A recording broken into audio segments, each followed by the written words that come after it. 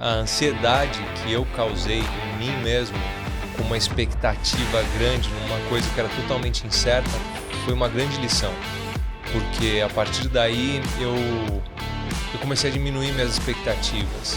E é bom se abrir esse espaço aqui para a gente falar o que deu errado, porque eu acho que compartilhando o que deu errado, muitas vezes é mais útil do que as pessoas virem falar aquilo que deu certo. É uma arte, não tem uma fórmula certa para captação de cliente. A gente fala muito de fintech, mas a maioria das fintechs roda embaixo de alguma instituição financeira, usa alguma instituição financeira. Sem dúvida.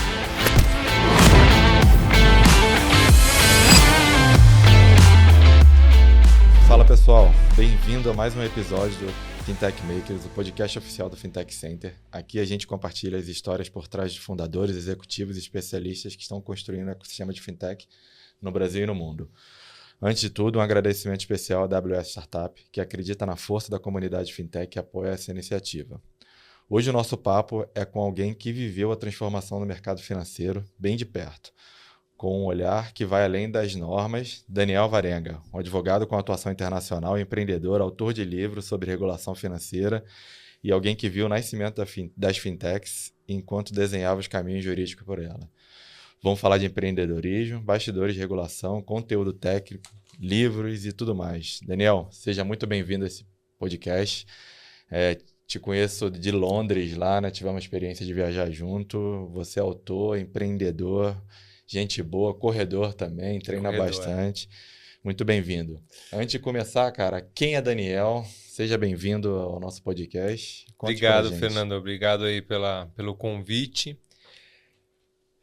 Bom, as corridas ajudam a gente a manter o equilíbrio, né? Psicológico.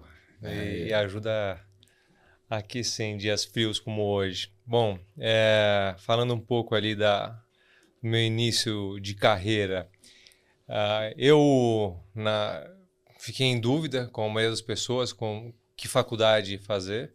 Então pensei em administração, economia e direito. Tinha 17 anos, me formei com 17. E prestei o vestibular com 17 anos. Então, prestei administração na GV, economia na USP e direito na Unip. A Unip, eu só passei na USP, não passei na GV, em administração e economia na USP. Teria que fazer um cursinho, alguma coisa, para passar num vestibular concorrido desse. E a Unip era 4 quadras de casa. Então, eu optei pela comodidade de estudar 4 quadras de casa.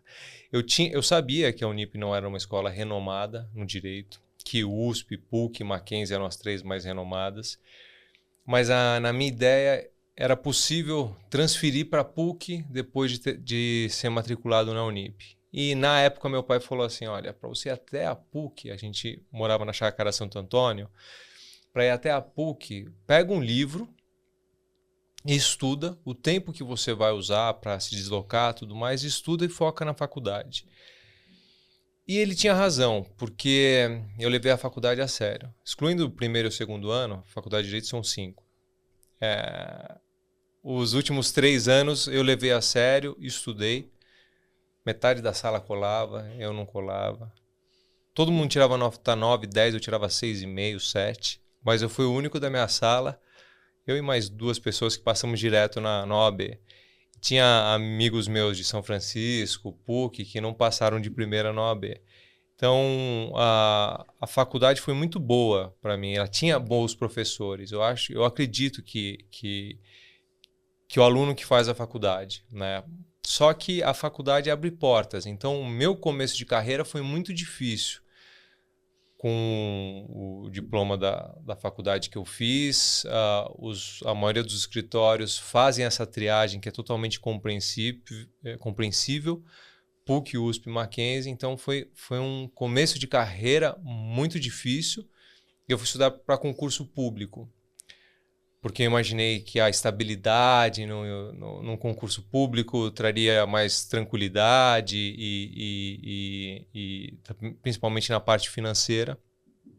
Estudei 1 ano e meio para concurso público e aí percebi que iria demandar mais, 4 anos. E aí eu estava vivendo de mesada do meu pai, meus amigos já estavam começando a ganhar algum dinheiro e aquilo me trouxe como se fosse uma depressão. Tive dificuldade de continuar estudando E aí é bom a gente falando as coisas que deu errado também, Eu né? aprendo muito mais na derrota Exato, do que na... exato. E aí para mim eu tinha a convicção de que eu seria juiz federal, tinha convicção. E na hora que eu vi que aquela roupa que eu queria vestir não estava entrando, né? Não estava dando, não tava, o meu sonho não estava cabendo na minha realidade, porque já estava com dificuldade financeira, estava me divertindo pouco, eu já não conseguia me concentrar nos estudos, e aí eu voltei para o mercado de trabalho como advogado. E foi muito difícil, porque eu estava formado sem uma bagagem de advogado, e aí eu iniciei num primeiro escritório com o auxílio do meu pai. E você estava com quantos anos nessa época aí? Eu comecei a faculdade com 17, eu estava com 21 para 22 anos. E aí comecei num escritório, chama Moreira Lima Advogados, um escritório pequeno, de um tio, e ganhando um salário inferior ao salário que eu ganhava como estagiário. Mas foi ali que eu consegui me reerguer, vamos dizer, né, profissionalmente. E você já estava como advogado? Ou tava... Eu digo isso porque todo começo é muito importante, né? Seja ele... Sem dúvida. Eu entrevisto aqui bastante gente, eu vejo que algumas pessoas... O que elas aprenderam no começo ali, elas levam muito, seja na dificuldade, seja em criar uma metodologia para aprender, para estudar, foram morar fora e tudo mais. E você estava falando que você teve um começo desafiador por escolhas ali e tudo mais. Mas você nunca pensou em desistir assim do direito, né? Pensei. Pensou em desistir? Pensei em fazer rádio e TV. Essa época.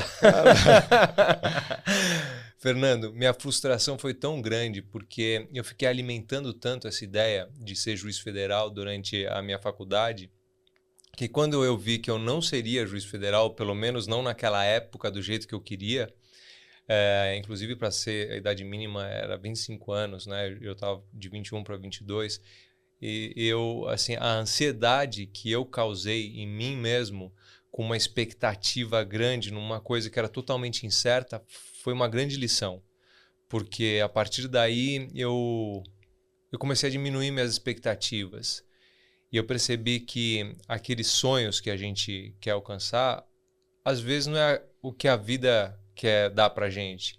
E eu comecei a aceitar isso de alguma forma, né? E isso aumentou minha resiliência. Eu fiquei tão frustrado no começo da minha carreira, tanto na questão salarial, né, de início de carreira, bem abaixo do que eu esperava, e já até fazendo planos com o salário de juiz que eu ia ter. Foi tão difícil que eu não tive outras frustrações depois dessa, por enquanto. Eu acho que até por essa mentalidade de não criar grandes expectativas, de tentar se empenhar ao máximo no dia a dia para crescer como profissional, estudar inglês, estudar legislação, né? Tentar manter a cabeça em ordem com corrida e outras atividades físicas, que as outras coisas foram surgindo naturalmente. Você acha que você botou muita pressão no jovem Daniel lá na época? Sem dúvida, mas a gente nem sabe por quê, né? Mas eu achei que grande parte das minhas questões iriam estar resolvidas se eu entrasse no concurso público para juiz. Questão financeira, questão de admiração dos amigos. Eu achei que a minha vida ia tá 50% feita, vamos dizer. E graças a Deus que eu não passei nesse concurso, porque eu vejo, até pelo meu perfil, de querer ir atrás das coisas, tudo, eu acho que um concurso público ia me deixar estagnado, ia me deixar encostado, ia me deixar sem vontade. Então foi uma fase depressiva ali de um ano que poderia ter sido 30 ou 40. Eu acho que foi bom. Você sofreu o que você sofreu no futuro, você Talvez. Sofreu um pouco no passado e agora você consegue dar seus pulos, seus voos.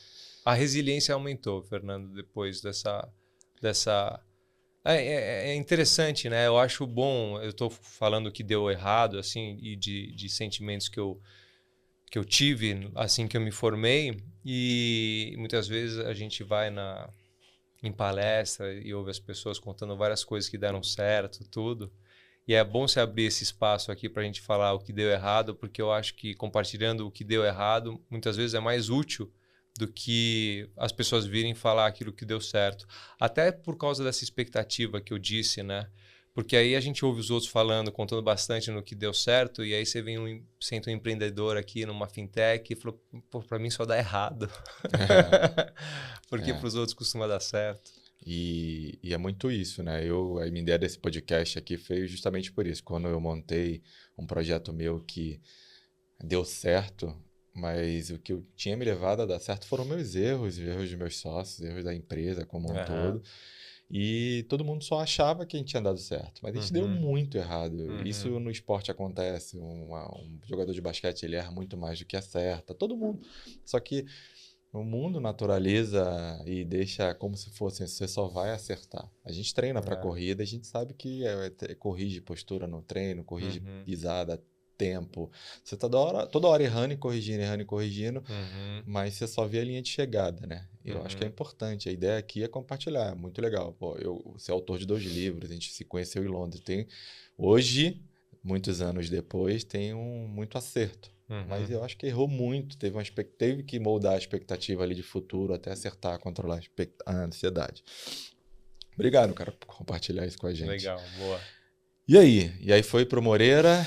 E aí eu comecei eu trabalhei, tinham 2 clientes que eu atendi, o Banco VR e o Senac. E aí você já era doutor, já era doutor. Já esperava aquele feriado que tem que não pagar a conta no bar, já saía, dava a carteirada da OAB. Nunca fiz isso, nunca fiz a pendura. Deveria, mas nunca fiz. Ter a OAB, que é a carteira vermelha, pesou demais também. Porque de um dia para o outro, você está com uma carteira vermelha, as pessoas começam a te parar e perguntar. Não, você falou respeitar? Não. Bom, eu não me sentia respeitado. Eu sentia que os familiares começavam a querer tirar dúvidas e dúvidas e dúvidas trabalhistas, tributárias, cíveis, contratuais, fazer perguntas que eu não sabia responder. E muitas delas eu não sei até hoje, só que eu me sentia cobrado, porque eu era advogado e não sabia responder várias perguntas. Isso me deixava numa saia justa, num desconforto muito grande. E então, assim, sendo doutor, eu acho que só piorou essa minha situação de início de carreira que eu comentei com você. Muito jovem ainda, né? Ter essa responsabilidade 22 anos, de ter que ter esse conhecimento, ter que responder. Até eu acho que isso acontece em todas as áreas. Eu me formei em tecnologia. E todo mundo hoje chega, meu telefone tá lento, qual o iPhone que eu compro, é isso. Né? Todo mundo pergunta coisas de tecnologia que às vezes a gente não sabe, não tem ideia, porque a gente não é especialista daquela área e tem que responder. Minha esposa trabalha com a área da saúde, fisioterapia, todo mundo pergunta para ela, mas eu tô com dor na lombar, o que que eu faço, sabe? Assim, imagino você como advogado, quantidade de coisa que você deve ter que responder. Exato. E hoje tem uma frase que eu fico muito aliviado quando eu falo, é que quando alguém vem perguntar alguma coisa e é fora da minha alçada, minha resposta é: eu não tenho a menor ideia. E essa me alivia falar dessa forma. E eu com 22 anos, eu achava inadmissível falar algo desse gênero. Mas eu estava comentando do Moreira Lima, né? Então, Senac, que é uma grande instituição do Sistema S, é excelente o trabalho lá. E eu fiz um curso de Direito Autoral na GV, porque eu trabalhava muito com relação ao direito autoral, propriedade intelectual, e isso me ajudou bastante também no desenvolvimento da minha carreira. E o Banco VR, que tinha os VRs Vales, que foi a primeira tecnologia que eu conheço da VR. Então, eu comecei a trabalhar no Moreira Lima Advogados, como eu estava comentando, e tinha uns cartões de VR, e aí as pessoas recebia R$500, R$400 para auxílio supermercado, e as pessoas iam fazer a compra no supermercado com cartão VR, e fazia a compra. Por alguma razão de instabilidade do sistema, o cartão não passava, dava recusado, e aí falou assim, a pessoa do caixa falava para ele, olha, você não tem fundo, não tem dinheiro. E aí ficava aquele constrangimento, imagina uma pessoa com compra de mês, não conseguia passar o cartão, muitas vezes devolvia toda a mercadoria, quem tinha recursos pagava ali com dinheiro, e as pessoas perceberam que isso dava uma ação de indenização. E aí entravam com a ação de indenização. E eu lá com os meus 23 anos, 24 anos, ia e argumentava, falava que era um mero aborrecimento e tudo mais. E o preposto da VR me explicava o que acontecia ali, né? Na parte tecnológica, não me lembro como que era o sistema, mas tinha alguma questão de interoperabilidade entre os sistemas que caía e voltava o saldo insuficiente. Então esse foi o primeiro caso de tecnologia financeira que eu trabalhei. Foi seu primeiro contato com o mundo das fintechs. Exato. É porque a gente recebeu aqui, acho que foi o Vanderlei, que ele explicou que uma transação às vezes passa por 37 camadas.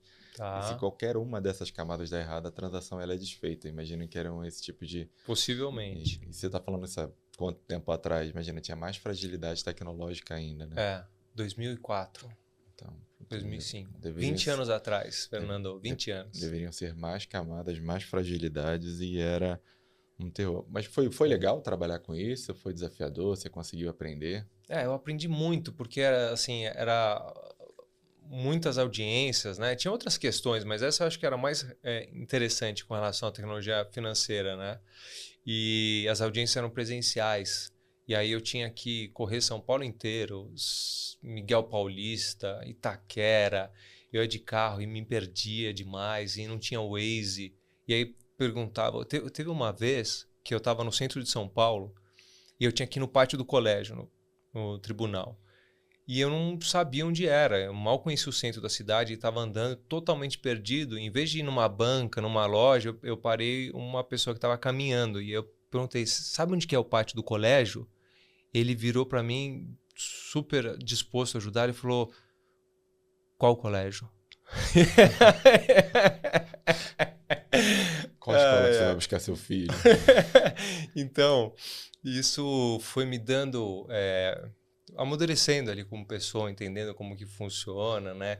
E saindo um pouco da bolha ali que a gente vive, vendo o São Paulo, quantos lugares humildes, né? Que tem no entorno da cidade, tudo isso foi abrindo minha cabeça. Hoje, eu não percebi que estava abrindo minha cabeça na época que eu estava vivendo, mas hoje eu vejo assim. E você estava aprendendo, né? A gente dificilmente se teu pai tivesse te explicado, alguém tivesse te explicado, pergunta sempre na banca, não pergunta com ninguém. Você não teria aprendido tanto quanto você mesmo perguntando, você mesmo vivendo a experiência. Sem dúvida, Fernando. A gente precisa desse processo de aprender na prática, né? Exato. E tinha gente que fazia a transação torcendo, com certeza, para dar errado, só para tentar ganhar um dinheiro. Eu não tenho dúvida com relação a isso, porque aquilo, acho que começou a crescer uma indústria ali do dano moral, eu acredito que naquela época, porque no Senac também as pessoas descobriram que o certificado de conclusão de curso não podia ser negado se houvesse inadimplência. Então as pessoas entravam, pagavam a primeira, a segunda mensalidade, cursavam o curso inteiro, ficavam com o certificado, sabiam que não precisavam pagar, porque a inadimplência não podia reter certificado. E também quando retia era ação de dano moral. Se a instituição retesse o certificado, tinha ação de dano moral. Então tinha essa indústria. Mas, Fernando, aí eu percebi que eu precisava ter mais exposição, né, como advogado. E só um escritório grande que poderia me providenciar, me dar essa exposição, né, me fornecer essa exposição. E eu já tinha morado fora, eu tinha morado na Inglaterra quando eu tinha 14 anos. Eu continuei estudando inglês e eu sabia que o inglês era um diferencial. Já que a minha faculdade não era um diferencial, o inglês era um diferencial. Eu sempre estudei inglês, continuei estudando inglês e fui para o escritório que é o Noronha Advogados escritório com a filial fora, em Londres, Pequim, Xangai, Portugal, tinha escritório em Miami, tiveram escritório em Los Angeles, chegaram a ser patrocinadores do Miami Open, para você ver como o escritório foi um escritório com um perfil internacional muito grande. E aí, enviando currículo, eu passei um ano enviando currículo, até que me chamaram para uma entrevista, e a entrevista foi em inglês, era essencial o inglês para o escritório. Eu entrei nesse escritório, que tinha grandes bancos e resseguradoras internacionais, e aí continuei trabalhando no bancário. No contencioso, eu entrei lá como diretor do contencioso, então eu via questões tributárias, cíveis, contratuais e um pouco de regulatório também, e crime financeiro. Eu supervisionava um criminalista, um trabalhista, um tributarista e um civilista. Eram quatro advogados no departamento. Era 60% voltado para banco e seguradoras. Você está falando numa época que o regulatório brasileiro, o Bacen, estava começando a gente tinha um duopólio muito grande de instituição de pagamento.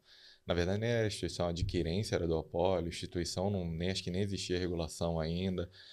E como é que foi teu contato com isso? Você gostou, curtiu, foi desafiador por estar no início? Você falou, cara, vou ter que estudar muito. Isso foi em 2011. Foi antes da legislação em 2013 de instituição de pagamento, né? Então, a questão ali mais desafiadora para mim foi ter um papel de liderança, né? E os advogados que estavam abaixo, hierarquicamente, sabiam muito, eram pessoas muito competentes. E aí tinha algumas instruções que vinham do dono do escritório e era difícil essa questão de liderança top-down. Assim, falar que, olha, você tem que fazer porque o dono do escritório pediu, né? Ou porque o cliente quer. E o advogado é sempre muito questionador. Eu acho, Fernando, que o meu maior desafio foi esse. Não foi em questões regulatórias. Para mim, a parte técnica era super interessante. Então, a gente tinha casos de crime financeiro, de evasão de divisas, lavagem de dinheiro. Eu estudava com o maior prazer. O que me tirava o conforto mesmo era o dia a dia ali dos advogados, que eram super qualificados, todos do escritório, né? Eu, nessa época, tive a oportunidade de trabalhar com um advogado russo, que era do próprio escritório, advogado chinês, e trocar essa experiência, né? Mas as decisões ali estratégicas eram muito questionadas. E eu não tinha esse jogo de cintura ainda para entender que tudo é conversado, tudo a gente pode conversar e tentar alinhar o que é melhor para o cliente, né? Muitas vezes eu queria provar que o meu ponto de vista era o correto, e isso é a pior coisa que um profissional pode fazer, na minha opinião. A gente sempre está aprendendo, né, cara? A gente tem sempre o outro lado da moeda também, né? Teve algum caso legal, bacana, que você conseguiu compartilhar nesse relacionamento global aí que você teve? Um caso de estrangeiro? Teve um caso que era de uma resseguradora internacional, interessante, que a gente conseguiu reverter a decisão. O nosso cliente era um broker da Lloyds. Então, um broker nada mais é do que um corretor, né? A Lloyds é a seguradora, o nosso cliente era um corretor. E tem relação com o caso da Boi Gordo. Eu não sei se você lembra desse caso, mas eles venderam investimentos em gado. Só que as pessoas compraram títulos e, na verdade, os gados não existiam.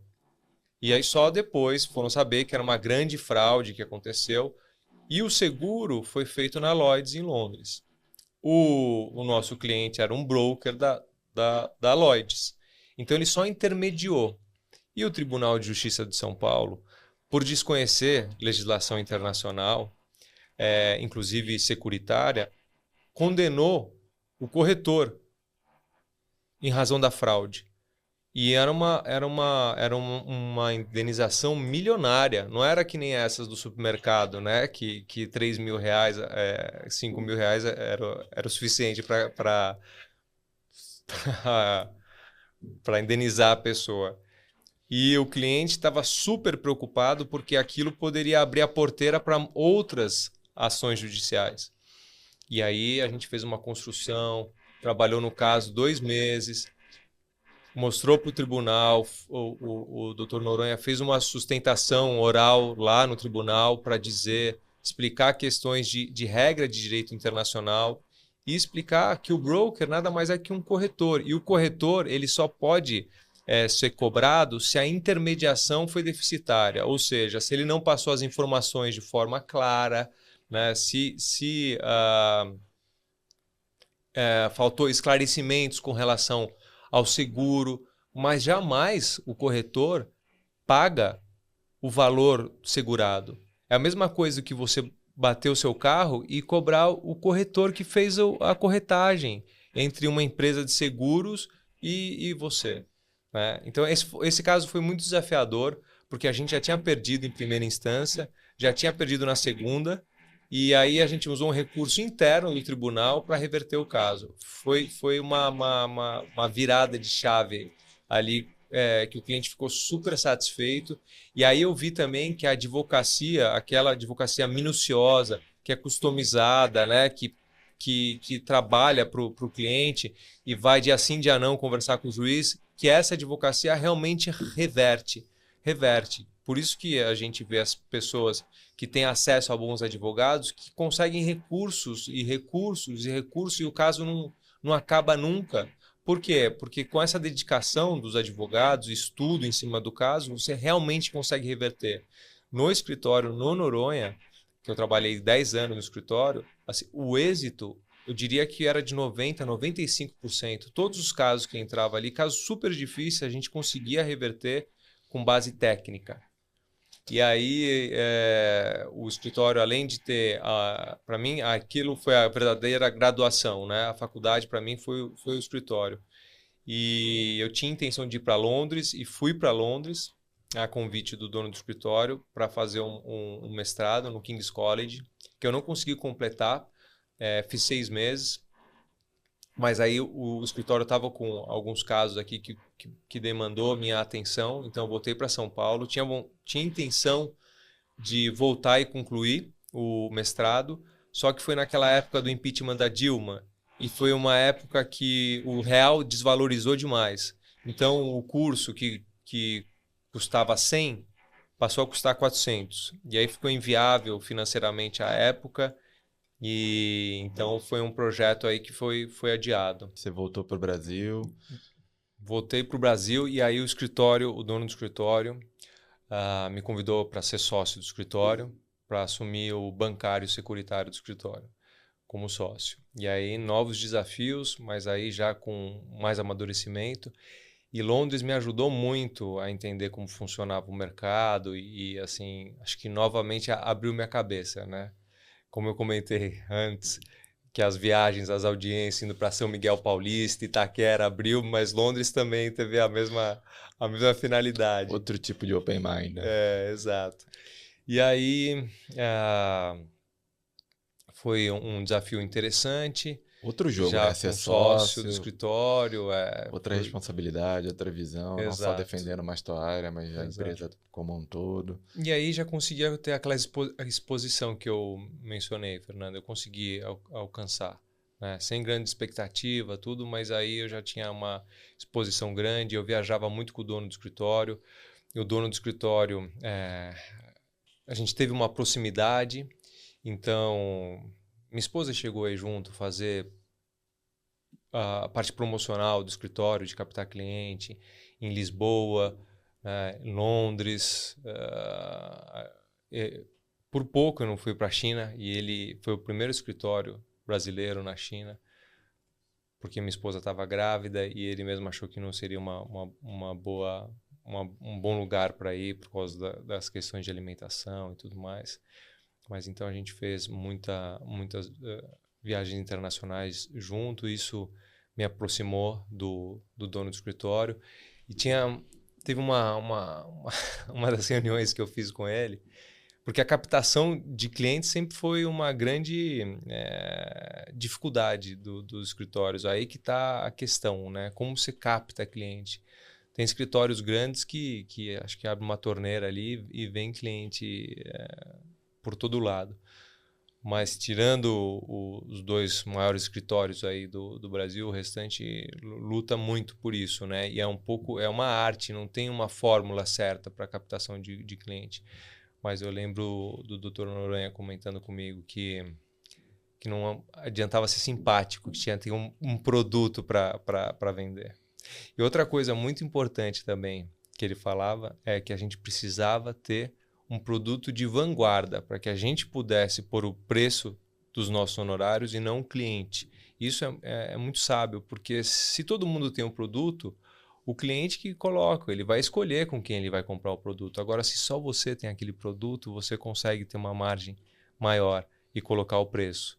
Eu acho que essas frases foram me mostrando que as fintechs resumiam desses 2 princípios que ele comentou uma vez e para mim fez todo sentido e marquei.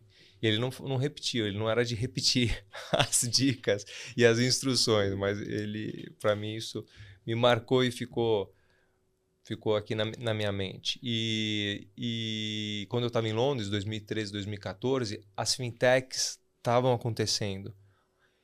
Quando eu voltei falando de fintech, ninguém sabia o que era esse termo, o que era isso, né? O que era tecnologia financeira. É educação financeira. Eu ouvi falar em empresas que fazem educação financeira e ninguém sabia. Cada um classificava de uma forma o que era um fintech, mas ninguém sabia o que era. Então eu vi que ali era um produto de vanguarda e comecei a estudar a regulamentação.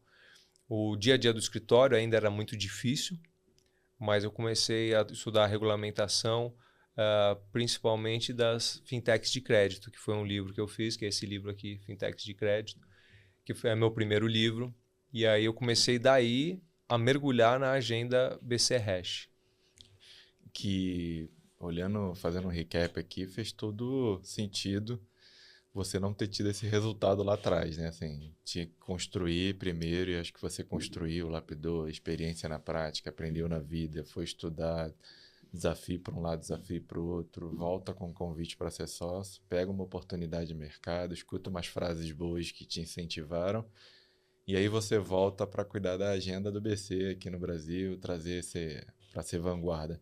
E eu sei que você no começo, principalmente com a agenda do BC, não acreditava tanto em algumas coisas, acho que pela tua experiência. Sim.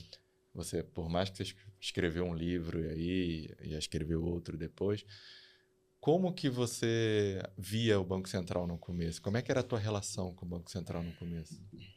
Advogando para os grandes bancos, os bancos internacionais principalmente, o BC sempre eu via ele como uma ameaça, nunca como uma oportunidade, né? O Banco Central ele vinha como regulador, ele vinha punir, ele vinha dar multas milionárias nos bancos. E aí eu lembro, para te falar como que era o meu relacionamento com o Banco Central, apesar de muito cordial e diplomático, e o escritório sempre teve muita credibilidade perante o Banco Central, por ser um escritório renomado, um escritório sério. Mas eu lembro que uma vez um banco internacional estava com um processo administrador sancionador e aí pediram um compartilhamento de provas. A Justiça Federal Criminal pediu um compartilhamento de provas porque queria entender. Então, é um mecanismo interno onde você se compartilha documentos entre 2 instituições, no caso, a Justiça Federal Criminal e o Banco Central. E a gente teve acesso a esse pedido.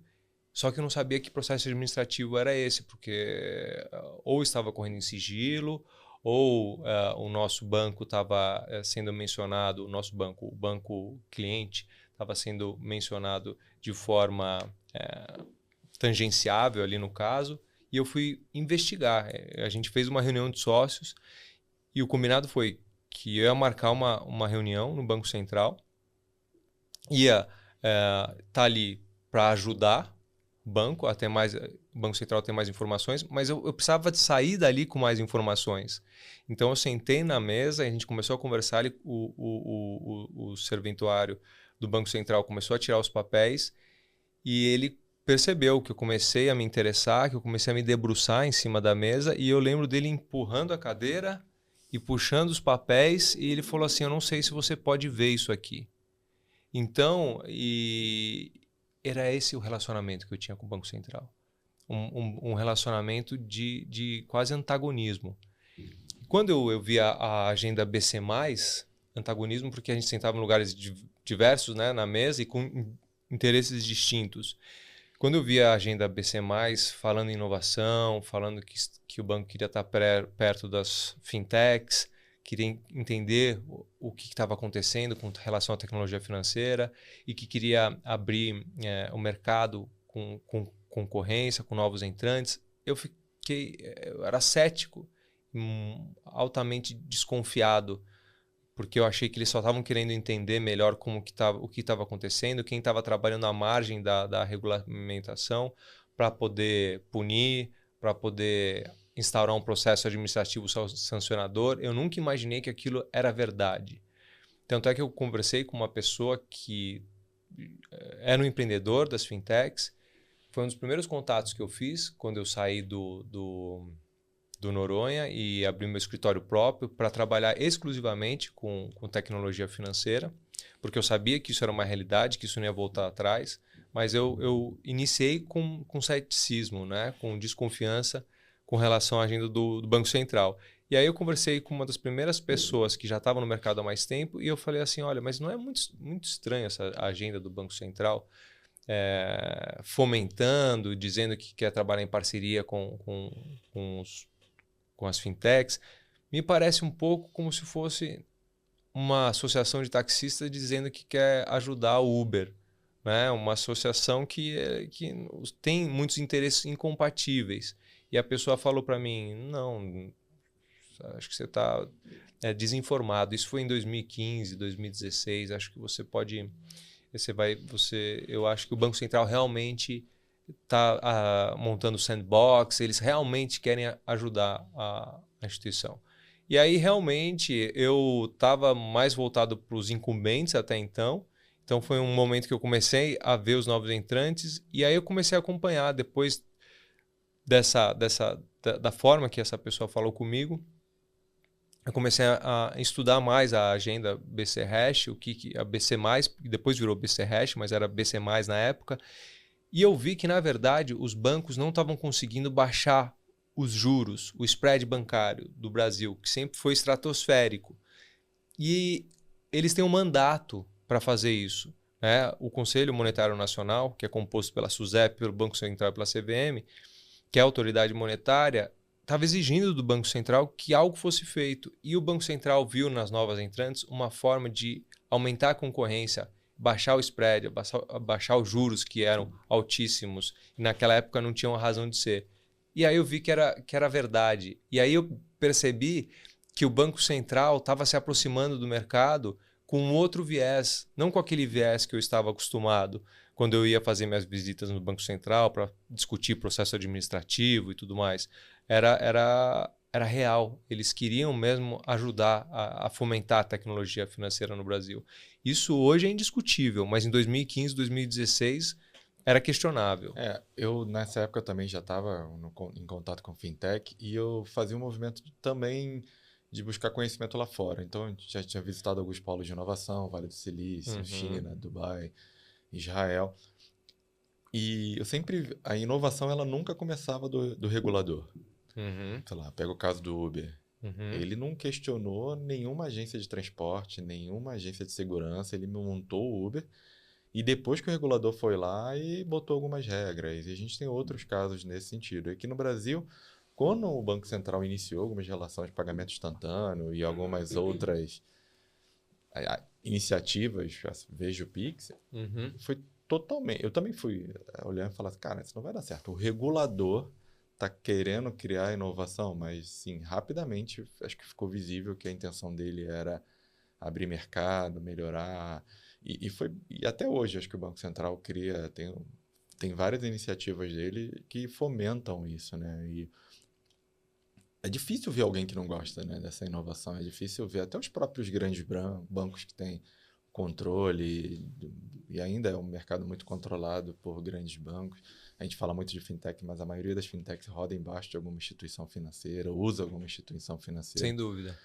E então eu acho que a gente teve muita sorte no Brasil. A gente estava em Londres um mês atrás, eu acho, um mês e meio atrás, e a gente viu muito o Brasil sendo referência para o mercado global, o Brasil sendo referência para serviço de qualidade, para vários setores. A gente ainda assim tem algumas coisas para melhorar, mas a gente aqui está muito isso. Você falou para mim que você saiu do Noronha e começou a empreender. Noronha, né? Nogueira. Noronha Advogados. Começou a empreender. Abrindo meu escritório. Abriu seu escritório, escreveu o livro. E aí, cara, como é que é empreender? Fernando, antes de falar do meu escritório, essa questão que a gente estava comentando de Londres, né? 2 pontos. Primeiro, que essa minha desconfiança do Banco Central ficou mais fácil eu perceber quando eu fui ver a legislação internacional da FCA e vi que eles estavam montando o sandbox e vi que eles estavam começando o Open Banking e eu vi que realmente era verdade, que o mercado, que o regulador estava tentando apoiar o mercado, né? E aí eu falei, então o Banco Central está se espelhando aqui para essa agenda nova. E aí eu vi que fez sentido, eu vi que fez mais sentido. Mas eu tive que ver isso no exterior, né? Para acreditar que o nosso regulador tinha essa capacidade, que hoje é incontestável. Essa capacidade incontestável, com o Pix, com o Open Finance, a gente estava lá em Londres e todo mundo quer falar com os brasileiros, quer saber os cases dos novos entrantes aí, que estão com números estratosféricos, né? Mais do que incumbentes dentro do mercado. De valor de empresa. E aí o Banco Central, com essa agenda que começou com Open Banking, virou Open Finance também para entrar com os produtos securitários juntos, né? Teve outra questão que eu queria comentar com você com relação a Londres, que no ano passado, no mesmo evento que nós estivemos esse ano, no ano passado, um britânico comentou comigo que achava curioso, porque em Londres as inovações vinham do mercado e o regulador acompanhava. Só que no Brasil as inovações estavam vindo do próprio regulador, que era o Pix, né? Esse é um caso totalmente inovador que veio do regulador, não veio do mercado. Exatamente o que eu falei. Foi totalmente contra a cultura. Não acontecia isso. A gente viu o regulador muito como o cara que podava as asinhas, assim, né? Você inventou isso aí agora? Legal. Então não pode abrir conta instantânea, tem que passar para um prazo. E aqui é o contrário, tem que ter disponibilidade, tem que ter. Isso foi muito bacana. É isso aí. E aí, falando um pouco do meu escritório, a Alvarenga Advogados durou 2 anos, porque depois eu recebi o convite para ir para o escritório que eu estou atualmente, mas foi muito enriquecedor também como experiência, porque era eu e um estagiário. Então, eu era o marketing, eu era a contabilidade. Então, a contabilidade era terceirizado, mas eu era o financeiro, eu era o marketing, eu que fazia a execução. Só não era advogado. Pois Você contratou um escritório de advocacia. Difícil, né? E o que eu mais gosto da advocacia é estudar, é abrir livro, é pesquisar, é ver norma estrangeira para trazer ideias para cá. Isso é o que eu mais gosto de fazer. E aí me vi numa situação que eu estava sendo administrador e eu queria advogar. E foi nessa oportunidade que o Franco Advogados, o Paulo Franco, me chamou para trabalhar, porque eles queriam essa reserva técnica de bancário e principalmente tecnologia financeira, porque eles tinham clientes já que tinham intenção de entrar no spread, né, da área imobiliária, tinham interesse em entrar no spread bancário e queriam ser uma fintech. Então ele sabia, e o Paulo é bem inovador, ele sempre teve muito essa visão da parte digital, e aí fui contratado para ser sócio, para ter essa reserva. Hoje o escritório tem 5 sócios, um contratualista, um contencioso, um empresarial, tributarista, e trabalhista, e a gente trabalha em grandes casos, com uma sinergia muito boa, com uma conversa ali transparente, pensando no melhor do cliente, onde todo mundo pode ser ouvido, cada um contribui um pouco com a sua expertise.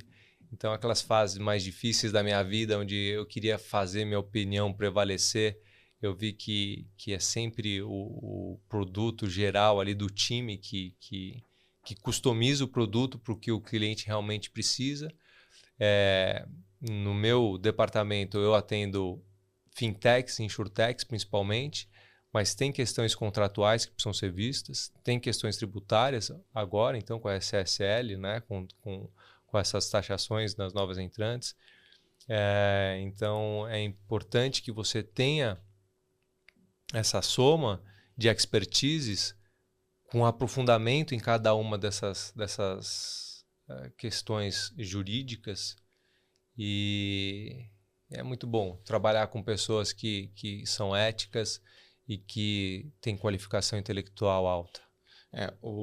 Você comentou, né, assim, voltando para a parte quando você fez essa transição do teu escritório de advocacia para um outro que faz todo sentido. Você trouxe pontos aí que você não vai deixar de ser sócio de uma empresa sozinho ali, você, pelo contrário, vai ganhar sociedade numa outra muito maior para conhecer, e você vai continuar aprendendo a fazer tudo. Acho que todos esses teus momentos de transição que você veio contando pra gente, tem muito essa decisão de abrir mão de alguma coisa para você se conectar em uma outra, e você sempre soma muito mais com isso, né? Então, de repente, você estava sozinho ali fazendo coisas que você não era nem ruim, mas também não era tão bom, mas tinha que abrir mão de ganhar mais conhecimento técnico, de estar focado naquilo, para se conectar com o outro e dividir muito mais. Exato. Você acha que a gente vai ficando bom nisso, de tomar decisões melhores? Porque, de repente, se você tivesse 20 anos para tomar uma decisão dessa, você se sentiria frustrado e tudo mais? Ou é muito fácil para você? Porque vou te falar por mim. Hoje é muito mais fácil para mim dizer não e me conectar do que quando eu era mais jovem. Eu tentava muito até olhar e falar, cara, isso não é tão bom assim. E eu vejo que as tuas decisões, você falou não para o mestrado, mas estava óbvio ali, numa barreira financeira, e depois você mudou para um outro local, você começou com não no Banco Central, e depois você, cara, tá muito bom, você foi buscar conhecimento em aprender. Como é que é para você essa tomada de decisão? Você olhar e de abrir mão de alguma coisa para escolher uma outra maior? É fácil? É simples? Reformula essa pergunta. Não, reformula essa pergunta um pouco. Porque, assim, o que eu tenho pensado, tá? Você falou que tá mais fácil falar não? Não, vou dar um exemplo. Porque eu tô falando mais sim do que não. Não, mas mais sim pro que você quer e mais não para as oportunidades. Por exemplo, lá em Londres, vinha uma pessoa interessada a conversar comigo. Eu olhava para aquela pessoa e não tinha match nenhum. Eu não tinha nada para vender para ela, eu achava que ela não ia ter, mas assim, uma sinergia para uma parceria. Mas era alguém agradável de conversar. E aí você percebe que essa pessoa, que você tem alguma sinergia, alguma simpatia, alguma empatia ali que você está conversando, ela puxa uma outra que é super interessante.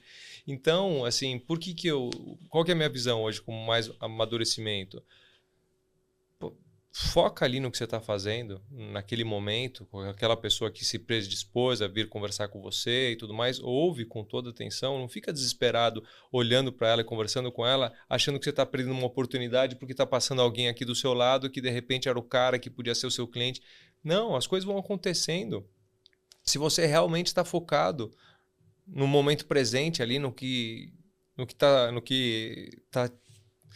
estão te oferecendo naquela situação, seja em Londres, seja em São Miguel Paulista, mas absorve a experiência que você está... Se conecta de verdade. Com o que está acontecendo naquele momento. Fica ansioso pensando, mas será que eu devia estar conversando com outra pessoa? Aí você vê alguém com um crachá do lado falando, olha essa empresa, eu preciso falar com esse cara. Não adianta você pensar assim. Você pode até falar com o cara depois, mas se tem alguém ali que já começou e já está querendo te ouvir... Então, assim, por isso que eu tenho falado mais sim, Fernando, para essas situações, a não ser que é uma coisa que eu vejo que tem uma relação ali que é meio parasitária, né? Porque tem, às vezes, pessoas que começam a sugar informação, e aí você manda uma proposta e a pessoa não te dá retorno com relação à proposta, mas continua mandando no WhatsApp, tirando dúvidas e dúvidas e dúvidas. E aí você vê que o relacionamento não está equilibrado. Aí você fala não, né? Ou não por enquanto não, porque eu tenho outras coisas. Eu tenho um cliente que eu preciso atender bem, é um cliente que me remunera. Então, assim, para essas questões, às vezes eu falo não, apesar de dar mentoria gratuita, tudo, desde que é combinado, né? Então, acho que é para essas questões que eu falo não. Ou alguma coisa que eu acho que vai fazer mal para minha saúde.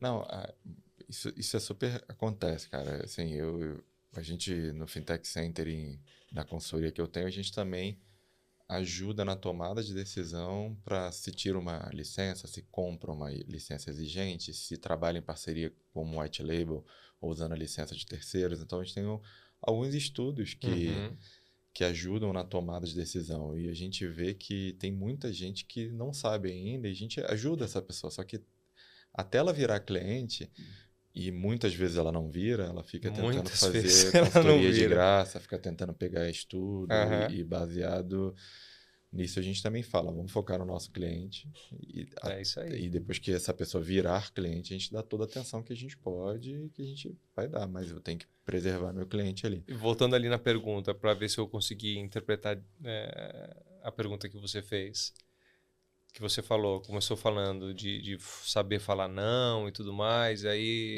acho que eu não ouvi. Eu acho que o ponto da pergunta foi muito, você tinha montado seu escritório, você falou que você estava fazendo tudo, e provavelmente no começo foi muito legal, foi muito bacana, porque você estava dentro de algo muito estável e você procurou instabilidade, de repente, para chegar em alguma questão.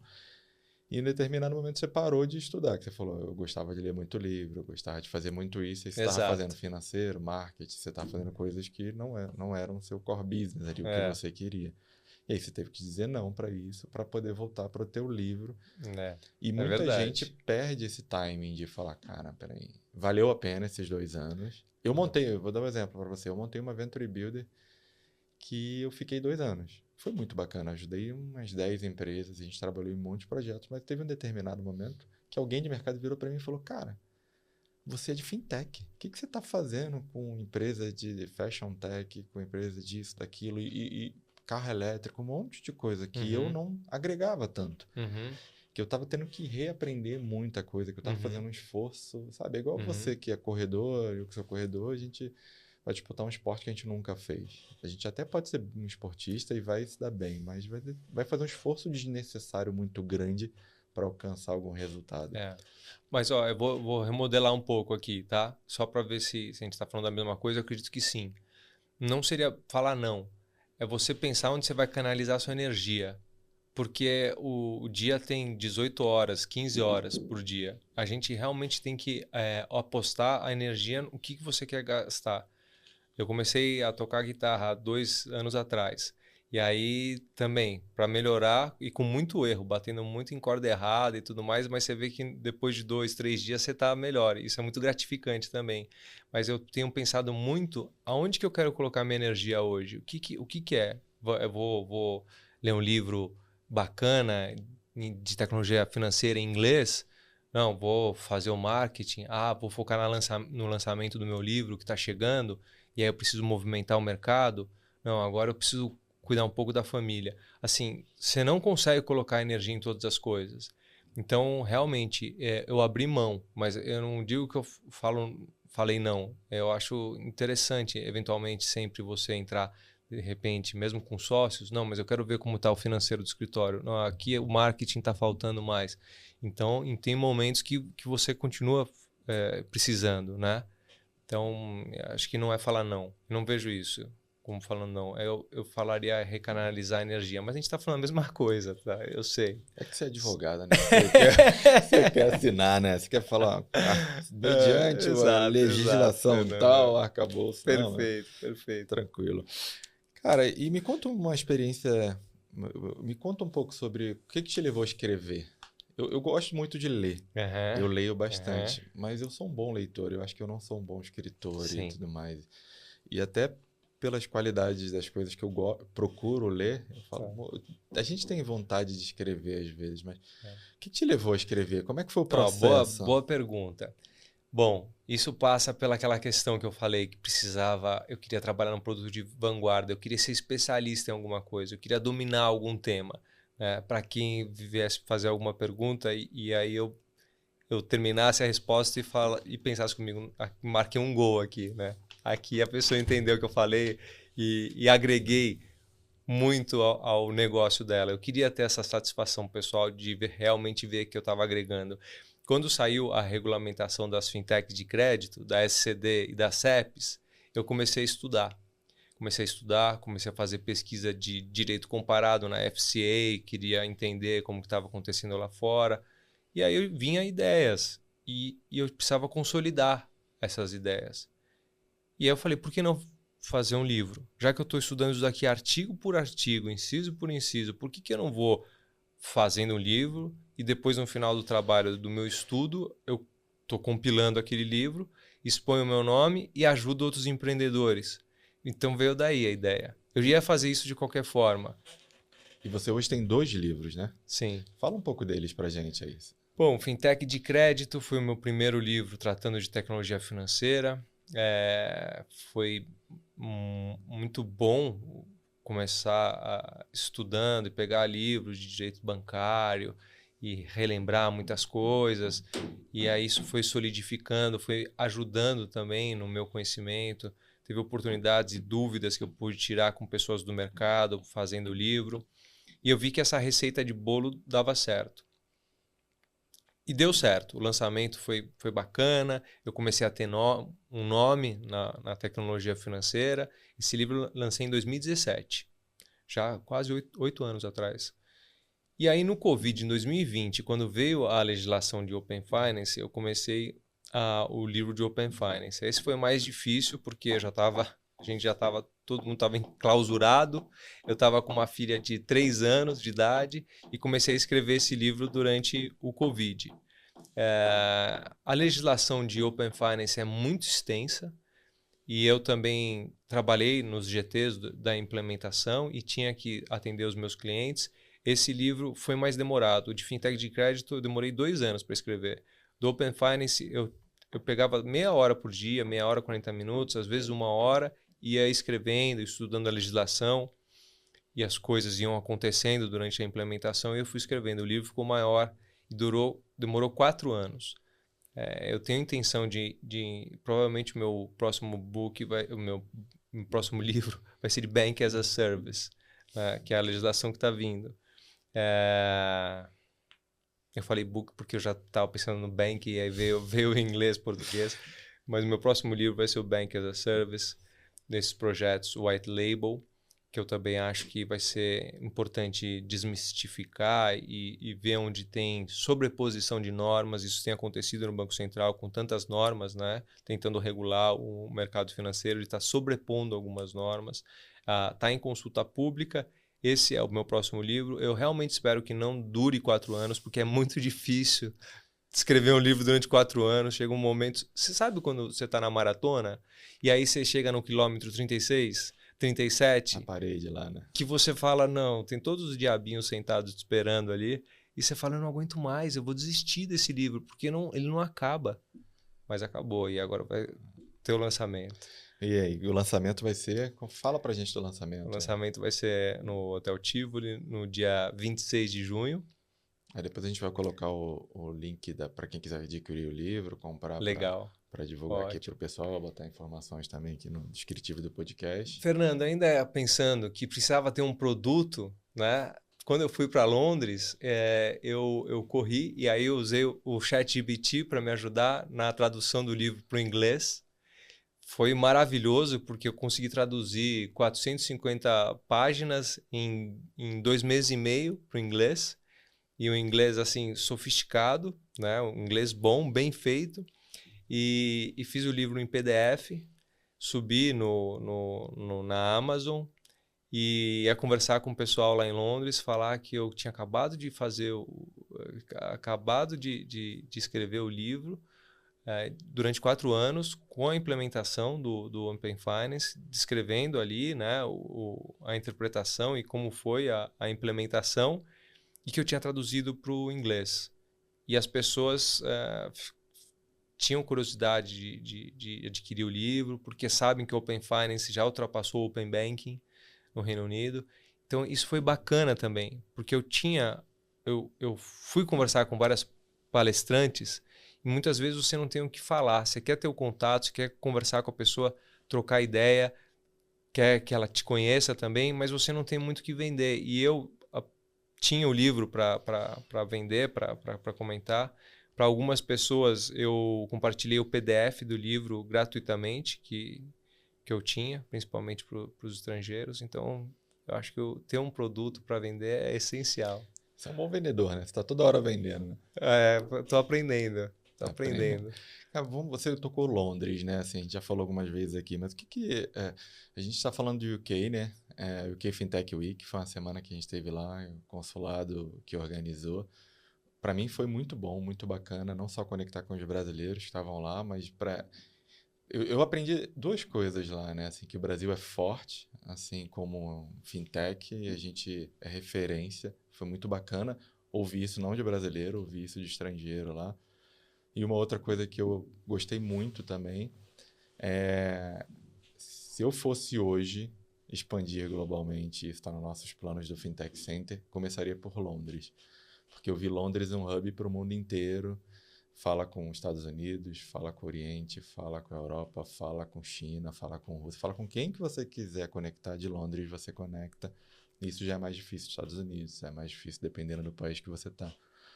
Me diz aí, o que você aprendeu, o que foi legal lá na semana que a gente passou em Londres lá? Compartilha com o pessoal. Eu acho que assim, a missão do ano passado, eu fiquei muito ansioso. Foi aquela missão que eu fiz, deu exemplo agora, que eu sempre estava atrás de quem conversar, quem que poderia consumir um produto jurídico, né? Quem era o parceiro que eu precisava encontrar. E aquilo me causou muita ansiedade e aí, com ansiedade, a concentração nas palestras, nos seminários diminui muito. Dessa vez eu já conheci o esquema da viagem, então fui muito mais tranquilo e consegui curtir muito mais o evento como um todo, a informação, o network. E eu acho que melhorou comparando do ano passado para esse, principalmente a delegação brasileira, né? Foram algumas fintechs, algumas empresas maiores. Eu acho que isso ajudou e eu acredito que o ano que vem vai estar melhor ainda. Agora, com relação a uma experiência internacional, eu acho que eu já, em Londres, primeiro a educação dos britânicos, né? Uma vez eu estava morando lá e eu estava todo atrapalhado no supermercado em Londres, comparando preço, entendendo o que era o quê. E aí eu olhei para trás e vi que tinha uma senhora esperando, mas ela já devia estar ali há algum tempo. E ela falou, take your time, don't worry. Mas assim, eu vi que ela estava pé da vida com a bagunça que eu estava ali, que eu estava segurando a passagem dela, só que ela aguardou o meu momento porque ela viu que eu estava atrapalhado. Então, primeiro, essa educação deles, né? Essa ver o próximo como próximo, porque ela poderia estar naquela situação, isso eu aprendi. E outra é o network deles, é muito em querer conhecer o Fernando, saber um pouco dele, sim, e o que ele faz, o que ele vende. E isso é muito natural lá. Eles se ajudam, fazem parceria. Eu acho que isso foi o maior ativo que eu tive. E quando eu voltei de lá, dessa minha experiência de morar um semestre lá, eu vim com a sensação de que o meu trabalho estava muito maior do que quando eu fui. E quando eu voltei da Fintech Week, eu tive a mesma impressão. Eu tinha muito material para estudar, tinha muito insight novo. Lógico, eles estão falando muito de inteligência artificial, eles falaram muito de regulação e inovação, como que equilibra essas duas coisas, porque o regulador tem que ser inovador, mas ele tem que também pesar a mão ali, né, nas normas, como você vai ser inovador e ao mesmo tempo regular a inovação. Isso é muito problemático. Eu diria, numa reflexão que eu fiz nessas últimas semanas e ouvindo algumas palestras que eu gravei, eu acho que o regulador tem que continuar inovador, mas ele tem que aumentar a fiscalização e a punição. Ser mais exemplar na punição das pessoas que não estão cumprindo as regras como ali estão postas, né? E não reduzir a inovação. Eu acho que reduzir a inovação é ruim. Por exemplo, a inovação ela baixa barreiras, né? Ela democratiza realmente o mercado. Só que, de uma outra forma, ela começa a excluir aqueles que estão excluídos digitalmente. A maioria das pessoas hoje tem celular, sem dúvida, né? Os pedintes agora é placa pedindo Pix, né? As pessoas em situação de rua. Então eles têm celular, mas muitas vezes eles não têm a facilidade que nós temos. Então lá a FCA iria multar as pessoas, as fintechs que não pensassem nas pessoas mais vulneráveis. E uma das coisas que foi dito lá foi criar uma interface diferente para as pessoas mais vulneráveis. Ou seja, um app de um banco, de uma fintech, teria que ter duas interfaces. Agora, como você vai saber se a pessoa é vulnerável ou não? Agora, pensando alto aqui com você, eventualmente aquelas perguntas que se faz, perfil de risco, para você saber se você é uma pessoa que entende de mercado financeiro e para ver se é um perfil arrojado ou conservador, talvez fazer 5 perguntas para entender se a pessoa é vulnerável digitalmente ou não. E aí, se for vulnerável digitalmente, faz uma interface mais clara, né, para uma tomada de crédito, uma coisa do gênero. Algo para se pensar. A gente ainda está aqui muito orientado a lucro, né? Então, eu acho que essa orientação do lucro é super válida, mas ela exclui muita gente, né? Quem Sem não dá dúvida. lucro, quem não tem volume, Sem dúvida. quem não tem Mas tem que dar lucro, né? As empresas têm que dar lucro. As nossas escolhas como consumidor são por preço a maioria das vezes, né? Uhum. Então a gente fomenta que as empresas foquem no lucro para poderem viver e operar, né? E o lucro, ele gera inovação. Se as empresas não têm lucro, um lucro excedente, um lucro robusto, ela não vai reinvestir em inovação. É assim que funciona, pelo menos é a minha visão. É desafiador. Estamos aprendendo. Eu acho que cada vez está melhor, principalmente para as fintechs. Eu trabalhei durante um período muito grande com fintechs que a gente não tinha regulação. Então, se alguém apontasse o dedo para a minha empresa, uma empresa de algum amigo meu, eu falava que a gente era irregular, que a gente operava de forma incorreta. E, de fato, a gente não tinha uma regulação clara que protegesse a gente, até para a gente seguir regra, porque tinha gente que não seguia regra, fazia errado. Então, depois que começou a ter esse movimento de regular, de organizar, foi importante para a gente que a gente começava a falar, não, ó, agora eu estou operando aqui, agora eu estou fazendo isso. Curioso, porque mais que 50% dos nossos clientes não são regulados. São operações, eventualmente até com parceiros bancários, e o que a gente recebe são perguntas pedindo parecer, uma recomendação jurídica para saber se aquela operação é vista como regulada ou não. E muitas vezes a gente tem que fazer algumas adaptações no contrato ou no modelo da operação para que ele deixe de ser regulado. Porque é o que você falou, se você já tem legislação e a sua operação é regulada, você tem que pedir autorização. Mas também a oportunidade, existe a chance dentro da legislação de você mudar algumas características da sua operação, apesar da finalidade, né, o final é o mesmo resultado, mas você adapta um pouco a sua operação para que ela não seja uma operação regulada. Você fica dispensado de autorização, né? Exato. Maravilha. E a história que você estava me contando de bastidor aqui do Heracles lá? Lá eu achei interessante o Heracles. Falando ainda de Londres, né? O Heracles é o nosso amigo lá de Londres, da Embaixada do Brasil em Londres, e ele comentou que ele ouviu isso de um estrangeiro, que a sociedade perfeita seria um britânico no planejamento, um americano no marketing e um brasileiro executando. Eu achei verdade e concordo plenamente, porque a gente é bom de execução e vem a diversidade, a gente tem facilidade de pular essa diversidade, pivota o seu projeto, muda o plano. Isso está sendo visível lá fora, né? Eu vi palestras do Luiz, do Maurício, de outras pessoas, outros brasileiros lá, e acabava a palestra, todo mundo rodeava ele para absorver conhecimento, para trocar experiência, para pegar contato. Eu achei muito bacana. Exato. Por quê?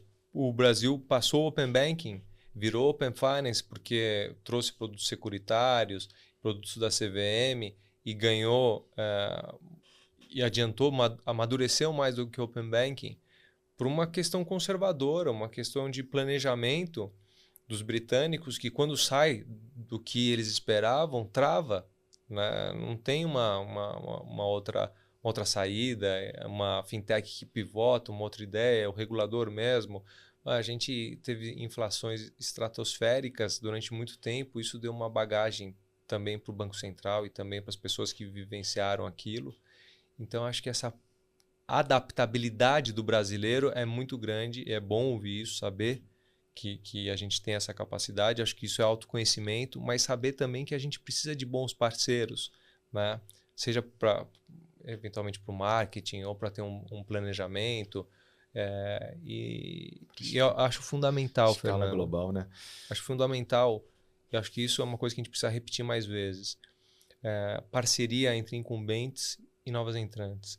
Se isso não for sedimentado, não tiver consolidado, se não pensar em conjunto, o ecossistema como um todo não evolui. É uma coisa importante para a gente divulgar e pensar a respeito. Lá no lançamento do livro eu quero falar sobre isso também. Legal, cara. Falando de lançamento do livro, futuro, a gente já falou aqui, mas eu queria que você me dá um pouco de visão de futuro das fintechs, sabe? Da fintech, da regulação. E também já conecta com o que você está fazendo hoje no teu escritório, no Franco Advogados. Olha, a inteligência artificial é uma incógnita, né? Assim, o Open Finance ele é um novo pilar do mercado financeiro. Eu não tinha nascido ainda quando a Bolsa de Valores foi fundada, mas foram as entidades privadas que, mediante validação do regulador, puderam organizar. Isso foi o que aconteceu com o Open Finance.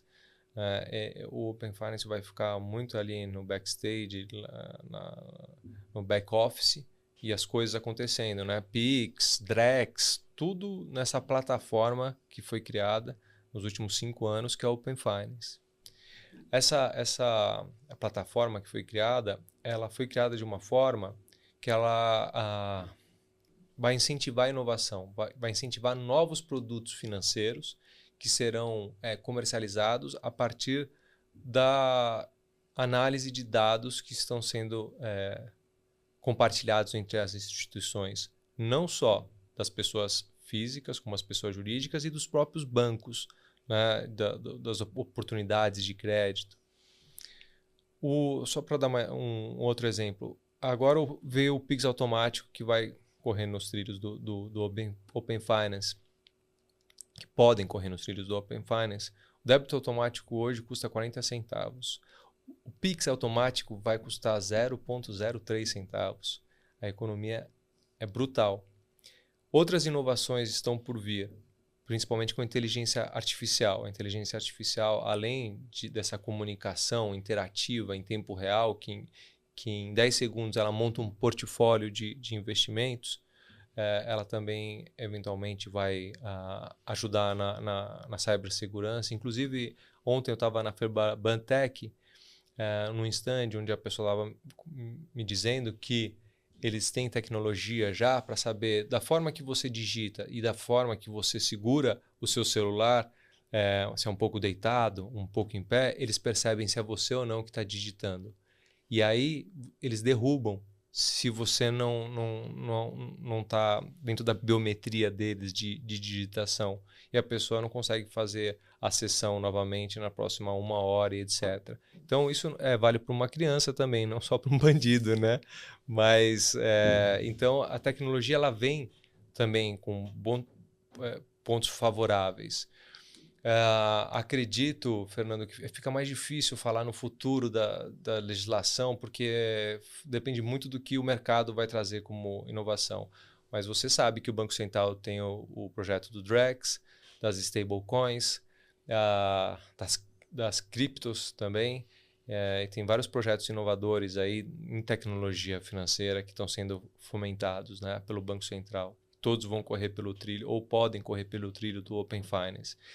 Eu acredito também, a gente teve na Revolut, lá em Londres, o mercado financeiro internacional ele precisa estar mais próximo, precisa conversar mais. Acho que o Open Finance vai facilitar esses diálogos, uma interoperabilidade entre Open Finance UK, Open Banking UK, Open Finance Brasil, com os mais adiantados. Eu vejo esse tipo de conexão, as coisas acontecendo mais rápida. E mais uma coisa, eu acho que o Brasil tem tecnologia e amadurecimento suficiente para a gente estudar melhor as possibilidades do crédito estudantil, para você analisar o perfil do estudante, ver o estudante que realmente tem capacidade de pagar os recursos financeiros que foram dados como empréstimo.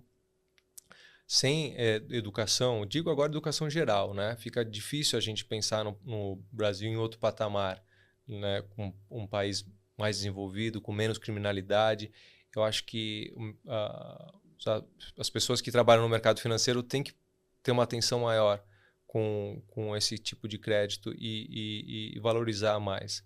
Isso é uma coisa que eu acredito que é possível trabalhar também. Eu acho que o Rafael até veio aqui comigo, ele falou muito do crédito, né? Ele falou que hoje o crédito ele é muito generalista, né? Uhum. Você falou do crédito estudantil, acho que vai ter uma nova onda de crédito, um crédito mais personalizado, um crédito mais acessível, melhor. Acessível.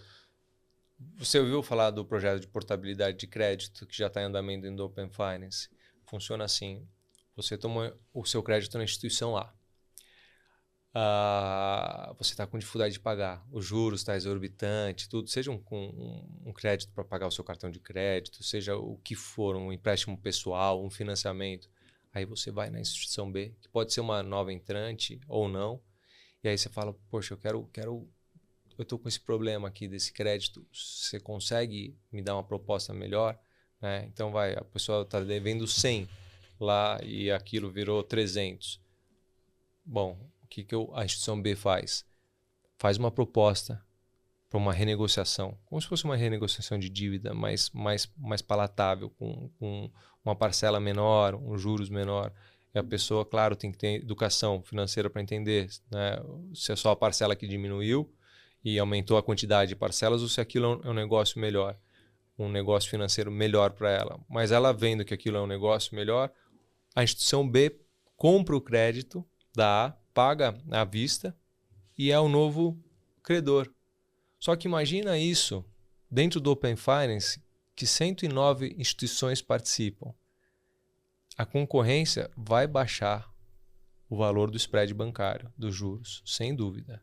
E vai melhorar, né? Porque uma instituição se especializar em estudante vai ser mais performante. É isso aí. Se especializar em profissional autônomo. E mais assim customizado. Vai ficar customizado. E hoje, fala um pouco, faz uma... Assim, a gente tem um momento aqui que para você fazer uma propaganda de você, do seu escritório, do seu job, esse é o momento aqui agora. Você é sócio do escritório Franco. Eu sou sócio do escritório Franco Advogados. O que você faz? Como é que...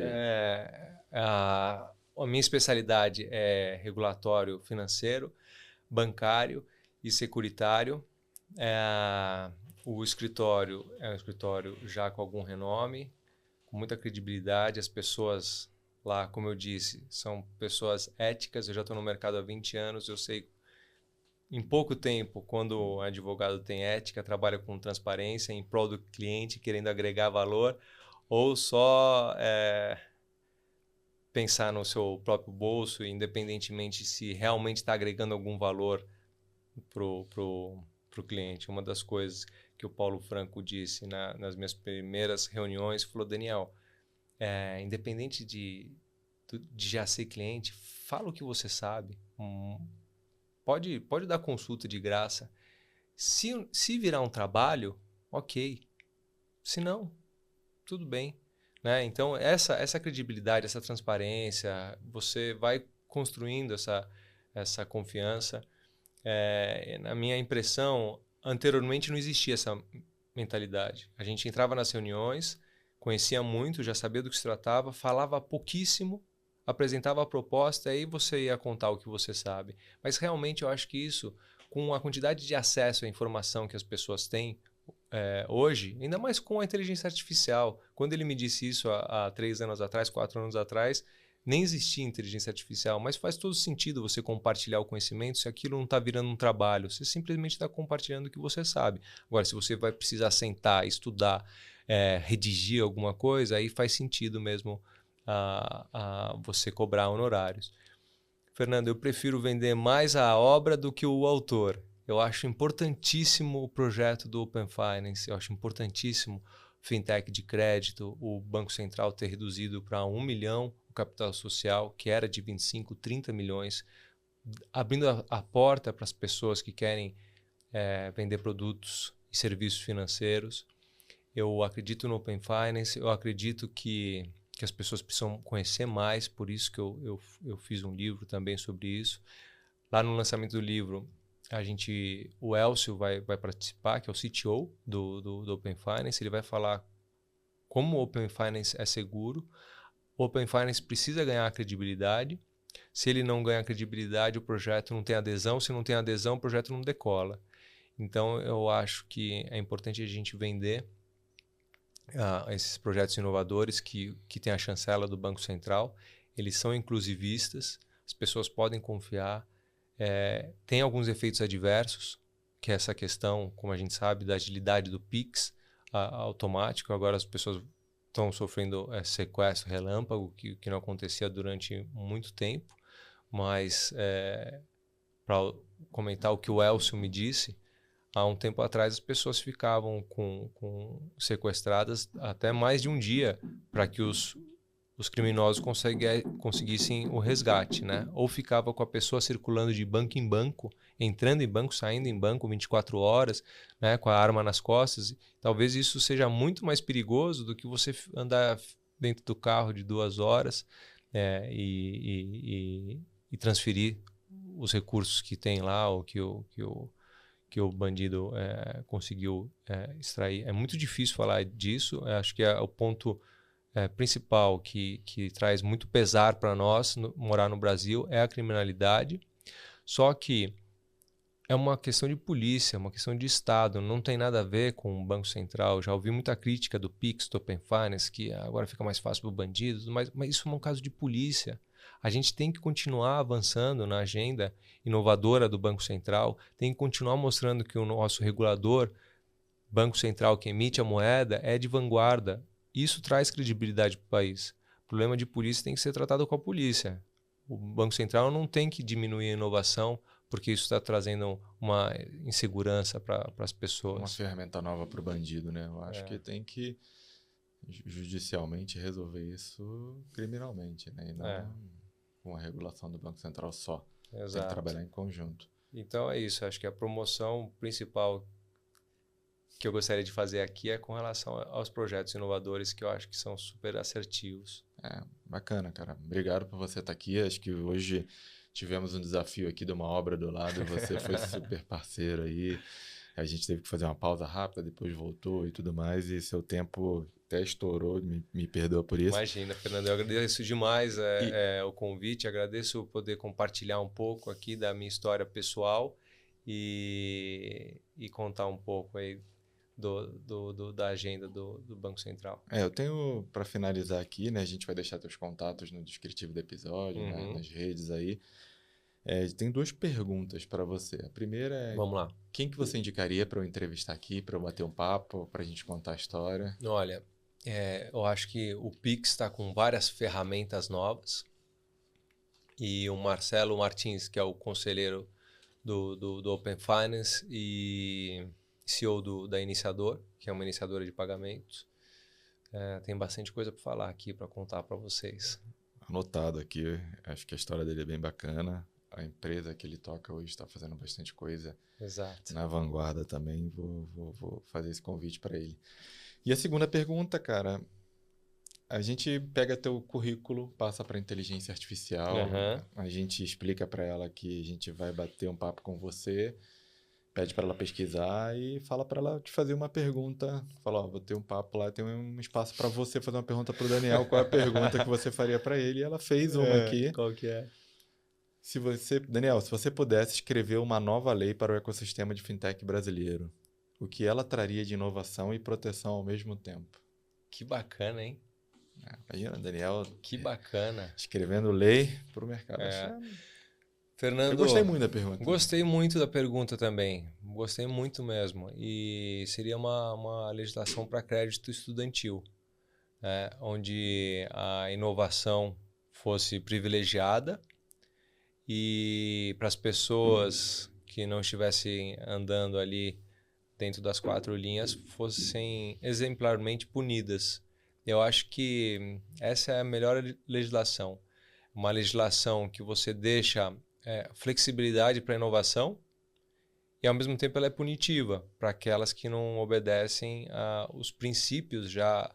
Porque a gente não precisa entrar em detalhes, né? Mas a regulamentação do Banco Central, principiológica, desde 1960, já traz várias indicações do que o mercado pode e do que o mercado não pode fazer.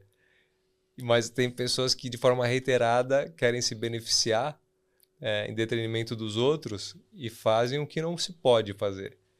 Então, aí é só a questão de você punir mais exemplarmente, aumentar a fiscalização, se possível, porque o Banco Central ele tem um quadro fixo ali, que com dificuldades luta, né, com salário baixo e tudo mais. Eles buscaram equiparação aí salarial com o mercado financeiro, afinal de contas é um banco e com todas as pressões de um banco. Mas seria isso, a minha legislação falaria sobre crédito estudantil. Bacana, cara. Eu acho que educação também é uma ferramenta para melhorar o nosso país, né? Melhorar o ecossistema como um todo. Eu melhorei muito, todas as pitadas de educação que eu botei na minha vida melhoraram muito o que eu estava executando. Cara, muito obrigado. Alguma mensagem final para quem está ouvindo a gente, para os sócios, para a família, para a esposa? Não, você não teria uma mensagem. Acho que é uma mensagem de agradecimento, porque a vida e o conhecimento é compartilhado, né? A gente não se faz sozinho. A gente se faz com a nossa família, a gente se faz através do conhecimento dos nossos professores, dos nossos sócios, dessa experiência que a gente vive, como a gente está vivendo aqui. Então, acho que é um agradecimento geral. Maravilha, cara. Obrigado por você estar aqui, pelo seu tempo, pela disponibilidade. Estarei com certeza no lançamento do seu livro. A gente vai colocar também aqui as informações do livro da Daniel no descritivo do episódio para você adquirir. E para você que ouviu a gente até agora, muito obrigado. Acho que esse é o lugar certo para você aprender com a vivência e a experiência de gente como o Daniel, gente que está por trás do ecossistema. Daniel está aí, se dispôs a bater um papo com todo mundo, não só como advogado, mas também como isso. Eu já bati alguns papos com ele, acho que vale super a pena. E se você também, assim como a AWS Startup, que está apoiando a gente, está apoiando a comunidade fintech, quiser patrocinar, quiser fazer alguma conexão, algum projeto conjunto, você é super bem-vindo, é só chamar a gente aqui, tá bom? Obrigado, pessoal, mais uma vez. Um abraço, até a próxima.